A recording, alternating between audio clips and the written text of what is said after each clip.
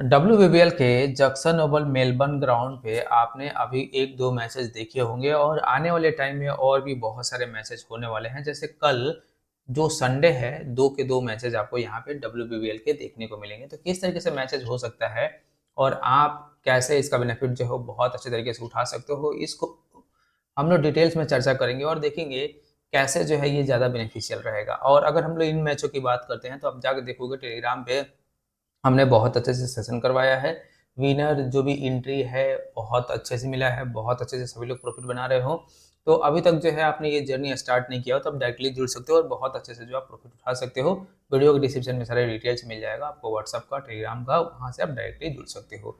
अब एक बार देखते हैं कि जैक्सन ओवल्स पिच का जो मेलबर्न है ये पिच कैसे बिहेव करने वाला है और किस तरीके से जो है आपको यहाँ पे देखने को मिल जाएगा। तो सबसे पहले हम लोग देखते हैं इस ग्राउंड के बारे में। तो अगर हम लोग जैक्सन ओवर मेलबर्न की बात करते हैं तो आप देखोगे कि जैक्सन ओवर जो है ये ऐसा अभी तक प्रूव हो चुका है कि ये ग्राउंड जो है एक बैलेंस पिच है जो कि बैटिंग को भी फेवर करता है, बॉलिंग को भी फेवर करता है। लेकिन यहाँ पे जो मैचेस अभी रिसेंट के 2 हुए हैं, अगर उन मैचों के आप देखोगे तो आप देखोगे कि आपको देखने को मिलेगा कि उनमें बैटिंग जो है बहुत ज़्यादा क्रूशियल रोल प्रोवाइड किया है और बहुत अच्छे से आपको रन बनते हुए भी जो है वो नज़र आया है। तो आने वाले टाइम पे आप यही कह सकते हो कि यहाँ पे रन बहुत अच्छे तरीके से बनेगा और ख़ास में चेसिंग के साइड भी जो है ना बहुत ज़्यादा जो है ये टीमें जा रही है। तो आप ऐसा अनुमान लगा सकते हो कि इस ग्राउंड पे चेस करना टारगेट बहुत बड़ा मुश्किल काम नहीं होगा, क्योंकि लास्ट 2 मैचेज़ अगर देखोगे दोनों चेस हुए, जहाँ पे एक में 170 से प्लस रन बना था, चेस हो गया, दूसरे में 140 के ऊपर रन बना था, चेस हो गया था। आप ऐसा कह सकते हो कि इस ग्राउंड पे चेस होना बहुत ज़्यादा प्रेफरेबल अभी के लिए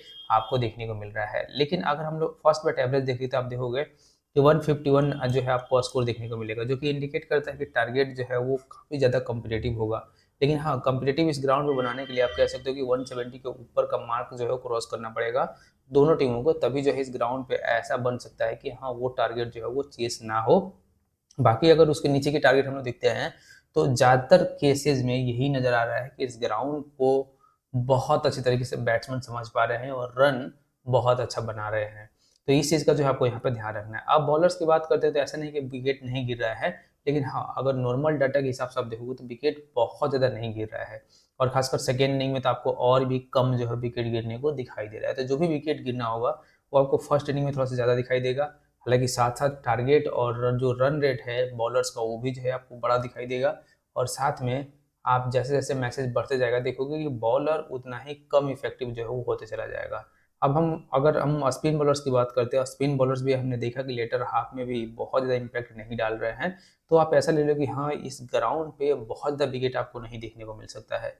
पर मैच आपको 7, 8, 10 विकेट जो है देखने को मिल सकता है, जहाँ पे एक इनिंग का हो सकता है कि 7, 8 विकेट गिरे, तो दूसरे इनिंग का 3-4 विकेट गिरे, उसी के आस-पास जो है वो आपको विकेट गिरते हुए नज़र आएगा। तो बहुत ज़्यादा ऐसा बिल्कुल नहीं होगा कि बिल्कुल से जो है एकदम से ऑल आउट इस ग्राउंड पे जो है वो टीमें हो जा रही है। सो आपको इस ग्राउंड पे ये ध्यान रख के जाना है कि जो भी टीमें डिसिप्लिन के साथ खेलती है वो एक बड़ा टारगेट बनाएगी और अगर बड़ा टारगेट बन भी जाता है तो सेकेंड इनिंग अगर और ज़्यादा डिसिप्लिन से कोई खेलता है तो आप देखोगे कि यहाँ पे एक बड़ा टारगेट भी जो है वो चेस किया जा सकता है। तो इसी को जो है ध्यान में रख के आप इस टीम के लिए जो है जा सकते हो।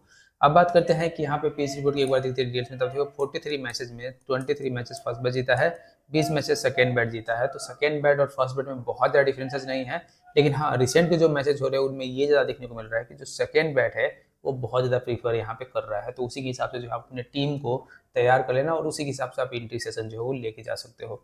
फर्स्ट बैट एवरेज यहाँ पे देखोगे तो 151 है और हाईएस्ट स्कोर देखोगे तो 192 रन है और लोएस्ट देखोगे तो 88 रन है, जो कि एटलेटा स्ट्राइकर जो है यहाँ पे ऑल आउट हो गया था। अब बात करते हैं स्कोरिंग पैटर्न का, तो 150 से नीचे 17 स्कोर है, लेकिन मजेदार तो ये है कि 150 से 70 बीच में देखोगे तो आपको 19 स्कोर दिखाई देगा और इसका मतलब यही है कि जो वुमेन्स वाले मैचेज हैं अधिकतर ग्राउंड पे आप देखोगे तो जो ज़्यादातर स्कोरिंग एरिया रहता है 150 से नीचे रहता है, लेकिन इस ग्राउंड पे जो ज़्यादातर स्कोरिंग एरिया है 150 से 70 के बीच में है। तो इसका मतलब यही है कि ऑन एवरेज 150 के आसपास तो रन बहुत आराम से यहाँ पे बन जाता है। तो ये चीज़ आपके दिमाग में बिल्कुल फिट होना चाहिए कि आप उस तरीके से सेशन लेके ना जाओ जहाँ पे आप सोच रहे हो कि 150 तो बन ही नहीं सकते, या उस तरीके की सेशन बिल्कुल मत लो जहाँ आप सोच रहे हो कि 120 या 125 रन जो है बनेगा, या फिर वो इस तरह का टारगेट सेट करके दिमाग में मत जाओ जहाँ पे आपको लगता है कि 140 130 के आसपास जो है रन डिफेंड हो जाएगा। तो वैसा बिल्कुल गलती मत करना इस ग्राउंड पे और उसी के हिसाब से आप यहाँ पे देख सकते हो। 150 से 70 बीच में 90 के बीच में देखोगे, 70 से 90 के बीच में तो 5 स्कोर है और 190 से ऊपर सिर्फ 2 स्कोर जो है आपको बना हुआ है।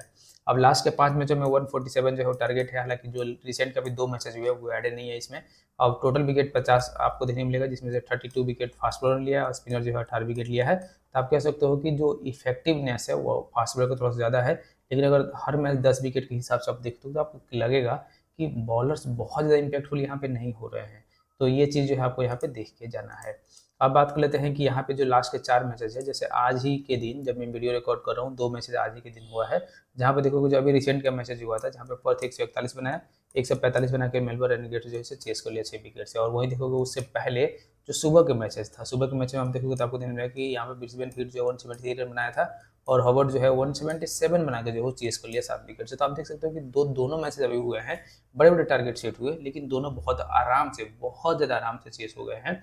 अब दोनों में विकेट देख लो तो आप देखोगे कि इसमें 5 विकेट गिरा, 3 विकेट गिरा, टोटल कितना हुआ 8 विकेट। और इसमें देख लो 4 विकेट गिरा, यहाँ पे जो है ऑल आउट हो गया था और यहाँ पे 4 विकेट गिरे, टोटल हो गया 14। तो अगर दोनों को मिला दो तो होता है 22 विकेट। तो अगर एक दिन में जो है 2 मैचेस हुआ तो आप देखो 11-11 विकेट आप ले लो कि ऑन एवरेज चल रहा है। तो जो मैंने बताया कि 10 विकेट का एवरेज इस ग्राउंड पे आपको देखने को मिलेगा, वो जो है आपको यहाँ पे कंटिन्यू रहता है। जैसे चाहे आप यहाँ भी देख सकते हो कि यहाँ पे जो है 9 विकेट, यहाँ पे 2 विकेट और यहाँ पे देखो 5 है, यहाँ पे 7 है।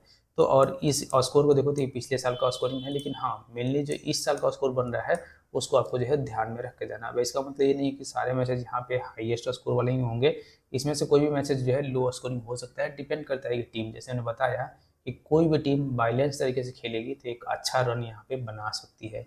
वो चीज़ें आपको यहाँ पे ध्यान रख के जाना है। और अभी तक आप मुझसे नहीं जुड़े हो, चाहते हो कि विनर सेशन एंट्री में बहुत अच्छा प्रॉफिट उठा होती है, जो व्हाट्सएप का नंबर है जहाँ पे डायरेक्टली जुड़ जाना है। साथ में टेलीग्राम पे जुड़ सकते हो, कॉल पर सर्च करके डायरेक्टली वीडियो के डिस्क्रिप्शन में डिटेल्स मिल जाएंगे, जहाँ से आप डायरेक्टली मुझसे कनेक्ट हो सकते हो ऐसे रिपोर्ट्स के लिए। और अभी तक आपने चैनल सब्सक्राइब कर लेना, ताकि जब भी वीडियो अपलोड होगा उसका नोटिफिकेशन आपको मिलते रहेगा। तो मिलते हैं आप सभी वीडियो में, तब तक के लिए धन्यवाद।